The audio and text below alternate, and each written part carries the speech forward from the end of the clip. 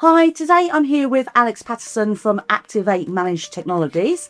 So, Alex, I wanted to have a chat with you today about obviously you're working in the nursery sector and how nurseries can really benefit, especially, like maybe smaller groups, 2 or 3 settings, can benefit from the economies of scales of having, a multi-service provider. Good question. Thanks for having me. No, you're It's good to see you. So, our work in the nursery sector spans around looking at managed services and managed service technology. And in simple terms, that's things like managed printers on a contract, managed IT, so your licenses, IT support, break fix on your laptops, things like connectivity. More recent days, things like iPads and the technology for the system. Yeah, absolutely. Your connectivity, so your internet and your telephone lines and tablet management. And what we've been noticing with operators is they often go down the route of buying individual contracts for these services. So I'll give you an example. One nursery chain with 3 settings might have a managed print service company looking after their printers on the network. They might have an IT company looking after their IT support and licenses. They might have a telephone company looking after their internet, broadband, and telephone system. And then they're managing their laptops and tablets kind of ad hoc. What we've also seen from that, so if you look at those, that's 3 different people, 3 different relationships, 3 people sitting on your network. And what you can sometimes have there is not the level of discount that you'd get if you were using maybe the same company that are able to supply all of those services. Because if you had one company looking after those services, then the help desk is the central services. So one, you get the benefit of greater savings because you've got one help desk with the relevant experience because it covers everything.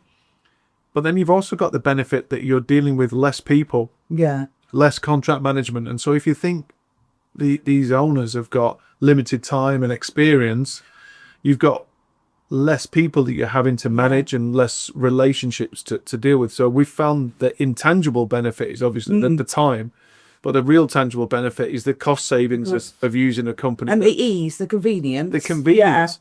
We've also seen as well in some circumstances, telephone systems being bought for individual nurseries.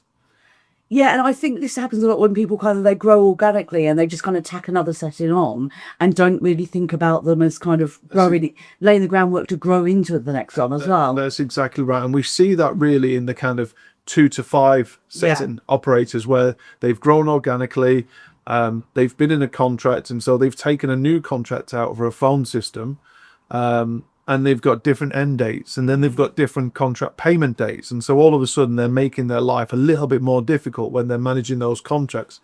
And it's only because probably experience tells them that, well, this is how we've always done it. I'll go to one of the big providers that we might Google, we've always used, and they don't get the economies of scale of what phone systems nowadays offer, which is a centralised phone system for the nursery group, and then individual phone lines for those settings and operators. So it does cost more money if you're just an individual setting than an individual line. But when you start to scale up on 2, 3, 4 sites, the savings become much greater because you've already paid for the phone system. You're just adding on. You're adding on. And the benefit you've got if you do grow is you can have a coterminous contract as opposed to what people often find themselves into, adding extra years onto these contracts, which again makes it difficult for operators to go out to the market and find better deals because it's difficult to exit those kind of contracts. So, I mean, for those people who have kind of, they go, well, that sounds great, but I'm on contract for the next 2 years. There is, it's worth the time just to sit and do an exercise of reviewing all your contracts and actually seeing, is there a way? Because if it is like you're adding extra settings, and maybe even if you can't get out of those contracts, finding the provider that you want to carry on growing with and kind of move things over to going forward is well worth doing that now. There's no point just waiting for it all to end, is there? 100%. And I think from our point of view, when we've worked with nursery operators, we've spent time to audit their contracts and their infrastructure and their setting, like what they're using. I guess most people don't know even when their contract ends. It was a 5-year. There's a lot of guesswork. And because it's not a huge amount of money often, it's one of those costs and contracts that just is ticking along. Yeah. And until you look under the bonnet, as we say, you're not really going to be able to compare and benchmark. And because they're always often separate contracts, it doesn't show up on the accounts as a huge big bill. So I would encourage someone who is thinking about this and thinking, well, is there a better way of operating? Because there's more features on these systems as well.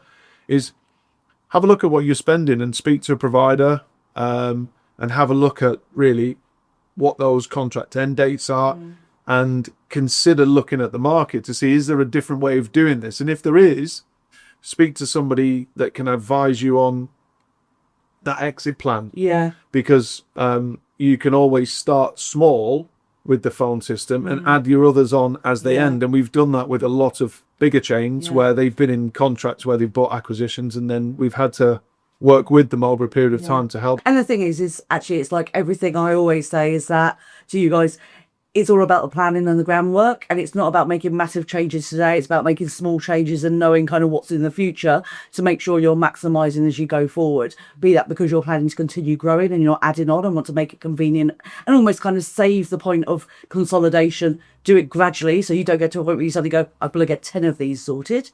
Or that you're looking to exit and want to tie it up in a neat bow. I hope you guys found that useful. If you have any questions, please do drop them below, and we'll see you again soon. Thank you.